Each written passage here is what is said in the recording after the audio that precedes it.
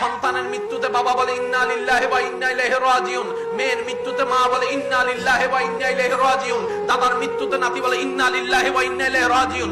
এবার বলতে বলতে হঠাৎ করে একজন বান্দা ভাবনায় পড়ে গেল, এতগুলা দোয়া থাকতে এটাই কেন পড়তে হয়, এতগুলা আয়াত থাকতে এটাই কেন পড়তে হয়। ভাবনায় যখন শুরু গেল, সে যখন ভাবনার জগতে গভীরভাবে ডুব দিল, তখন সে এমন জ্ঞানের সন্ধান পেল, তার জীবনটাই পাল্টাই দিল। সেটা কি? বাবার মৃত্যুতে সন্তান ব্যতীত হওয়া, এটাই তো স্বাভাবিক। সন্তানের মৃত্যুতে বাবার কান্না করা, এটাই তো স্বাভাবিক। কিন্তু বলছে কি ইন্না লিল্লাহি, নিশ্চয় মারা যাওয়া বাবাটা আমার নয়, আমার আল্লাহর, আমার আল্লাহর, আমার আল্লাহর। সুবহানাল্লাহ বলেন না?